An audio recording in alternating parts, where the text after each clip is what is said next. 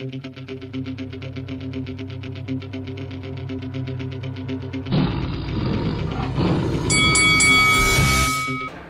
this is Frank Warren and you're watching Lights Out. This is Faisal Khan for Lights Out, proudly sponsored by Spartans Law, and I'm delighted to be joined by Michael Conlan. Michael, first of all, how you doing? I'm good. Just up here to support my two teammates, Barrow and Harlem Eubank. Excellent. Well, it's good to see you as always, Michael. Michael, May 27th in Belfast, you take on Luis Alberto Lopez for the world title. Firstly, congratulations on landing on what promises to be a very excellent fight. Firstly, how's training camp and preparation going for that fight? Yeah, preparation's gone brilliant. I've been over here in England since the start of February, so we've kind of knew this has been happening for a long time, and I've been preparing very well. So I'm excited. I'm looking forward to it. I think it's going to be a great night, a fantastic fight. A fight that could be fireworks, or it could be very dull. I don't know, but I'm looking forward to it. It's another crack at the world title. We all saw what went down in your first world title shot against Lee Wood. In my opinion, one of the best fights of the century by far. You're always in exciting fights. This one promises to be just as exciting. It's obviously in Belfast, your hometown. Luis Alberto Lopez coming off a good win against Josh Warrington. What type of a fight do you think we're in for? And how do you approach this fight differently? I think it's going to be a very exciting fight. Luis Alberto Lopez is a fantastic fighter, a very dangerous fighter who can punch, who can box, very unorthodox, and he's going to come to win, and obviously he's the champion, so he has to. He's going to be defending his title, but I plan to go in and put on a performance which is up to my standard, and I believe if I can do that, I'll win. Obviously, with the fight being on home soil and in front of your own home fans, is that going to give you the extra motivation to get you over the line and to finally get that world title around your waist? Yeah, of course. Fighting in front of my home fans in Belfast is always very, very special. I'm looking forward and very excited to do it again and do it for the first time fighting for a world title at home. It's going to be an unbelievable night. It'll definitely give me an edge, but I'm not expecting anything else or the effect Lopez, because we've seen when he fought Josh, he travels well. So it's not something that I bank on or need or anything, but it's nice to have.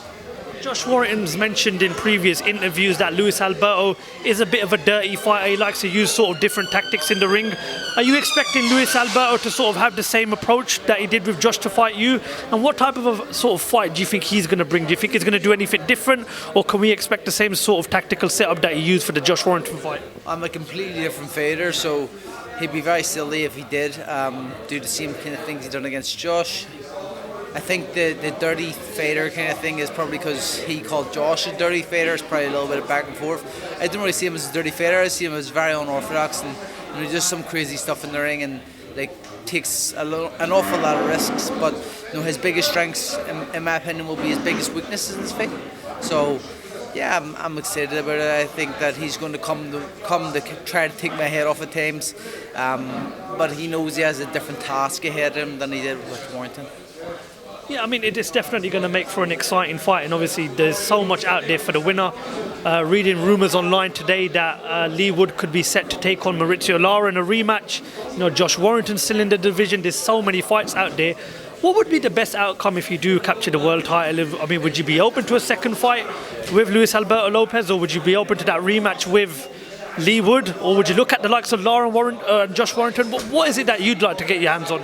Listen, there's plenty of options on the table. Even in my own promotional setup with Top Rank, you've got Ramirez versus Dogbu, which happens tomorrow night.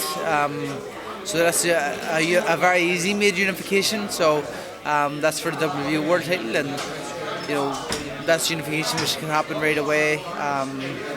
You could have any of the other champions I would like to face as well. But yeah, I'm open to everything. Whatever makes the most sense for me financially is the decision I'll make. Obviously, for future aspects as well, how long do you think you've got left at featherweight? I mean, is a long-term plan to stick to featherweight, or would you be open to sort of going up to tackle super featherweight as well, Michael? Eventually, I'll decide to move up, but I think go here, maybe win this world title, unify world titles. I don't really struggle in big featherweight, so I could stay at it, but I've always planned to win multiple divisions, so I would like to probably try my hand at a different division after a few years. I have to get your thoughts on the whole Tyson Fury Alexander Usyk fiasco. I mean, very disappointing for the sport that fight was not being able to have been finalised last week.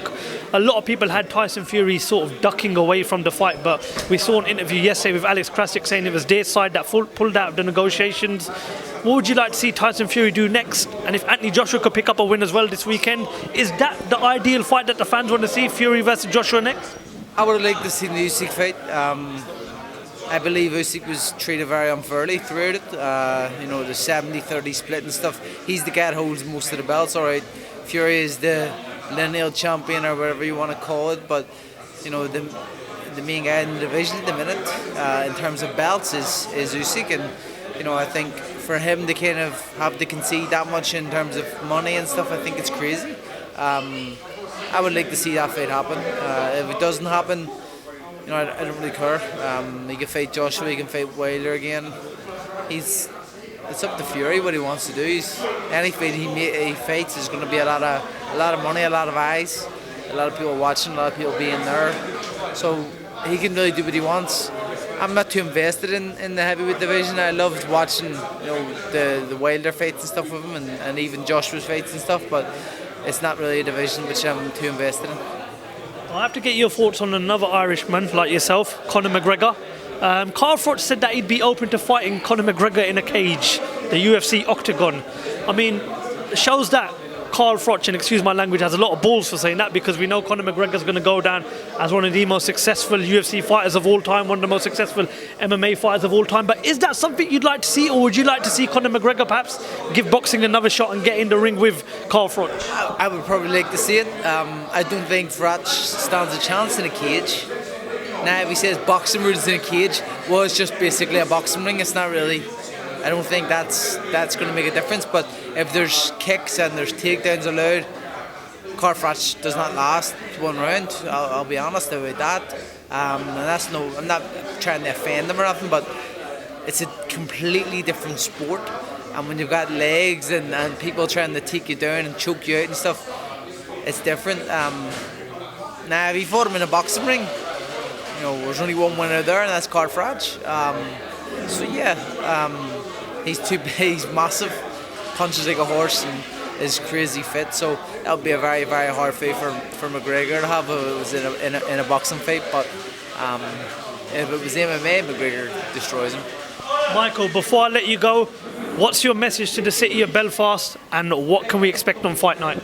Well, tickets went on sale today, and I think there's 6,000 going already. So there's not many left. So get your tickets ASAP, because come May 27th we'll have a new world champion. It'll be me. Michael Conlan, we wish you the best of luck. Good luck. It's going to be a great fight, and thank you for talking to Lights Out. Good man, thank you.